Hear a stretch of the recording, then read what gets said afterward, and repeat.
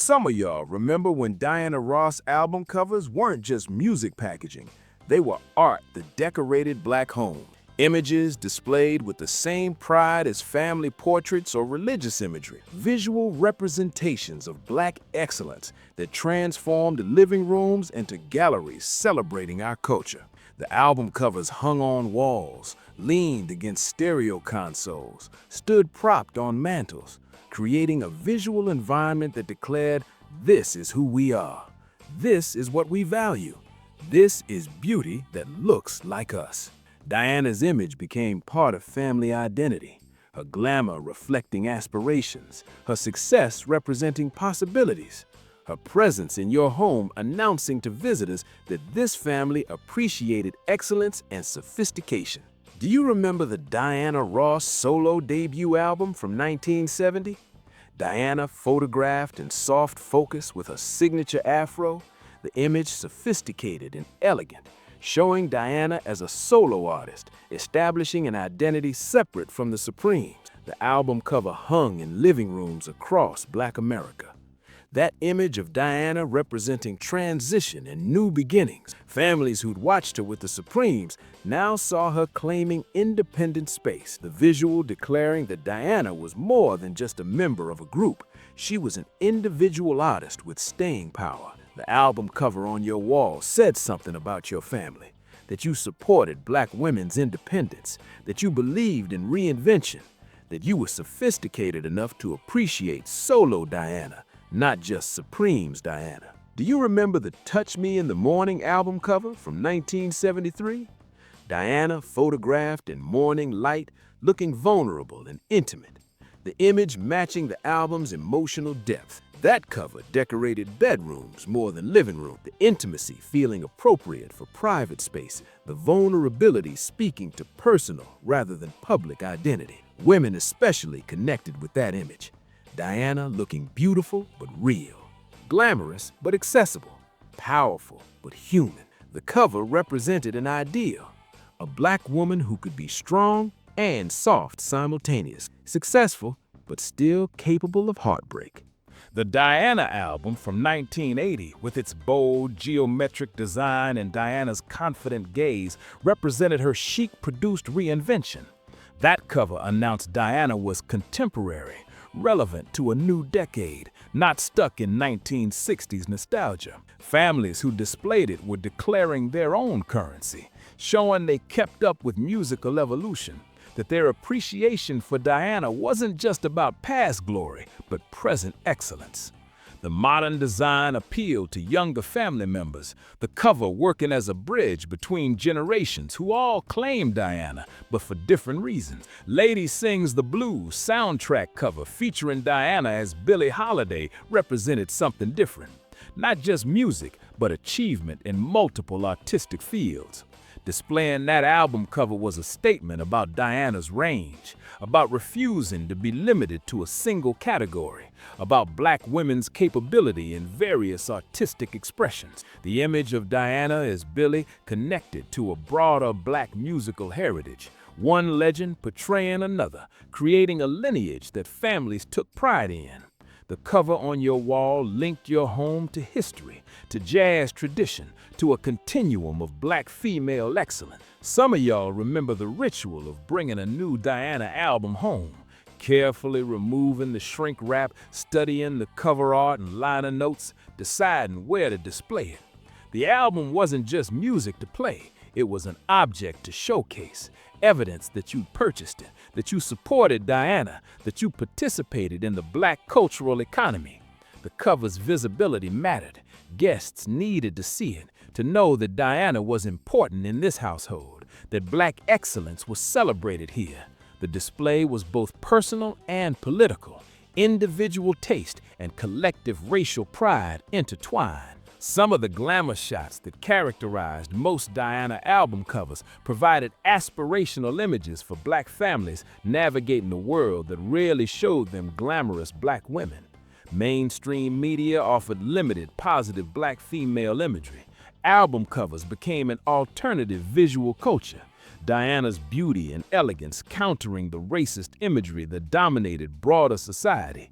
Children growing up seeing Diana's albums displayed absorbed the message that black women could be sophisticated, elegant, worthy of prominence and celebration. The covers functioned as education, teaching visual literacy about black beauty before anyone articulated that lesson explicitly. The evolution of Diana's look across album covers documented change in fashion and beauty standards within the black community. Early Supreme's covers showed processed hair and formal gowns. Later solo covers featured afros and more contemporary styling. The disco era brought different glamour with bolder colors and dramatic lighting. Families who collected Diana's albums over decades had a visual timeline of black aesthetic evolution, the covers documenting how black beauty ideals changed, while Diana remained a constant presence, adapting to each era's standards. The Mahogany soundtrack cover, featuring Diana in high fashion, became particularly iconic in black homes. The image connected Diana to the fashion world, to design and creativity beyond just music, positioning her as a complete artist whose taste extended across domains. The cover appealed especially to black women with fashion interests, Diana representing the possibility that black women could succeed in industries beyond entertainment. Displaying that cover announced your family's sophistication, your appreciation for fashion as an art form, your belief that black women belonged in every creative field. Do you remember neighbors and relatives noticing Diana albums on display, commenting on specific covers, discussing Diana's changing looks? The albums became conversation starters, shared cultural reference points that created a connection between visitors and hosts. Everyone had opinions about which album cover was most beautiful, which captured Diana's essence best, which represented her peak glamour. The discussions revealed that album covers mattered beyond just packaging. They were aesthetic objects people analyzed and debated like any art form. An Evening with Diana Ross live album cover from 1977 represented an aspiration toward the live experience.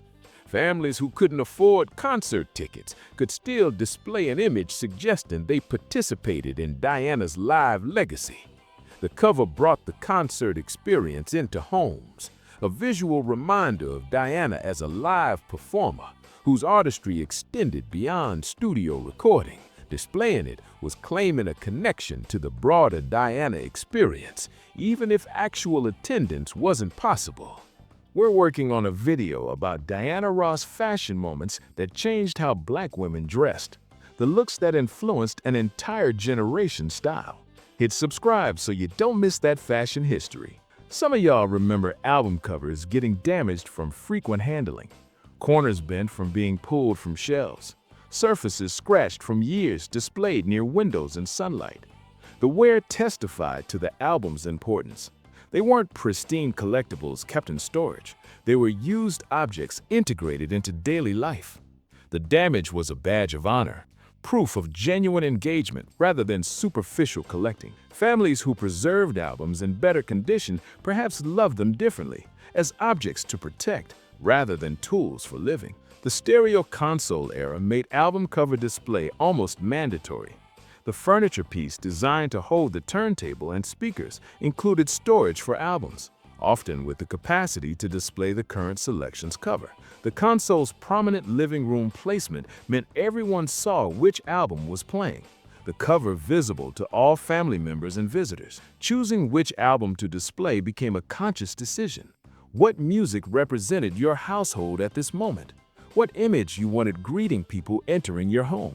Children who grew up with Diana's albums displayed absorbed visual literacy about presentation and image.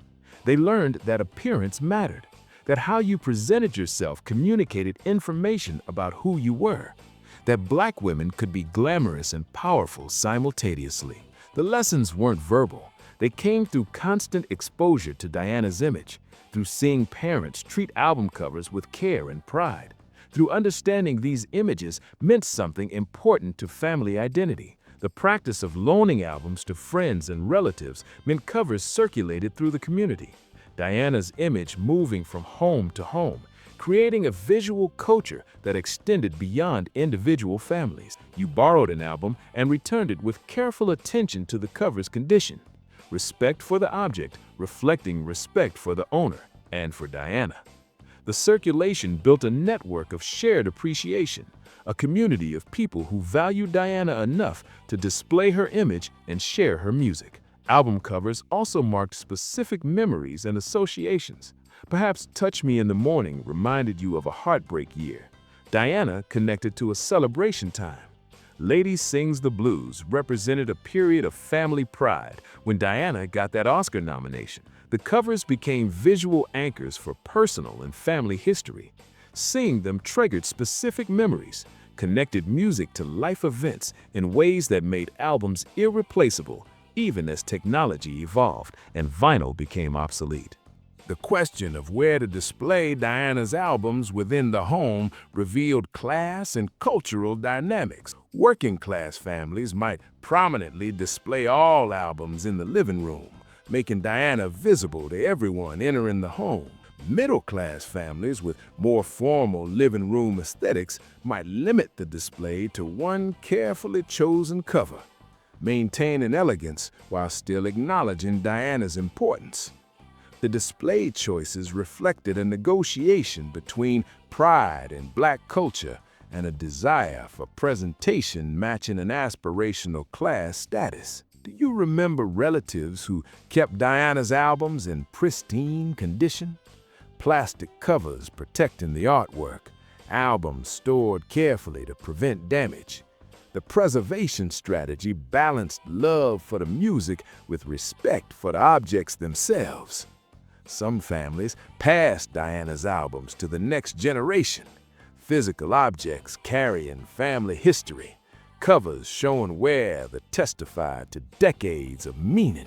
The inheritance of albums with significant covers was a genuine gift, a connection to families' cultural values and aesthetic preferences. The album cover as an art form reached peak importance before digital music eliminated physical packaging. Diana's images were substantial, 12-inch square vinyl covers providing a canvas for sophisticated photography and design. The scale mattered. Small cassette tapes couldn't achieve the same visual impact. Compact disc covers were too small to serve as wall art. The vinyl era's album covers functioned as affordable art, accessible to working-class families who couldn't purchase original paintings or expensive prints. Diana's albums brought beauty into homes that might otherwise have limited access to visual art. Some of y'all remember the specific album cover that meant the most in your household, the one that stayed displayed constantly while others rotated. Perhaps Mother loved Touch Me in the Morning's cover because that album got her through a divorce, or Father displayed Lady Sings the Blues because Diana's acting achievement inspired his own career ambitions, or grandparents kept an early Supremes album visible because that music defined their youth. The permanent displays revealed which aspects of Diana's career resonated most deeply with specific family members. The transition from displaying album covers to having no physical music to display marked a cultural loss not fully acknowledged. Streaming services eliminated physicality. Music became invisible data. Album artwork reduced to tiny phone screen images without presence or impact. Homes that had showcased Diana's albums for decades suddenly had empty spaces. The visual culture of music display disappeared. Younger generations who never displayed album covers missed something significant about how music functioned in Black homes, how it created a visual environment that reinforced cultural values and aesthetic preferences. Contemporary nostalgia for vinyl has partially restored album cover culture, but as a collecting hobby for aficionados rather than standard practice in ordinary homes. The display practice that made Diana's image part of the family environment has largely disappeared. The intimacy between music's sound and music's visual representation weakened by digital technology. The photographs on Diana's album covers represented an ideal of Black femininity that influenced generations. The glamour was aspirational, but not completely unattainable. Diana looked extraordinary, but still recognizably black. Young black girls studying those covers learned that beauty could look like them, that elegance and sophistication were available to black women, that they deserved to take up space and be admired. The covers functioned as affirmation in an era when such affirmation was rare in mainstream media. The album cover as a displayed object created a bridge between private music listening and public cultural statement. Music you played in private reflected personal taste. Albums you displayed announced taste to everyone. Diana's albums worked both ways: music for personal enjoyment and images for public declaration. The duality made Diana's albums particularly valuable, providing entertainment and making statements about family identity and values. The legacy of Diana's album covers as decorative objects in black homes speaks to a hunger for positive black imagery during eras when such imagery was scarce. Families needed beautiful representations of black people in their homes, needed to counter racist imagery that dominated the broader culture, needed their children to grow up seeing black beauty celebrated and displayed prominently.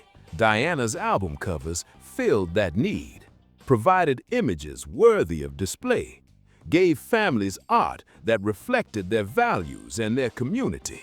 Do you remember feeling proud when guests noticed Diana's albums displayed in your home? Recognizing that your family had good taste and appreciated excellence. The albums functioned as cultural capital, evidence of sophistication and connection to a broader black cultural tradition.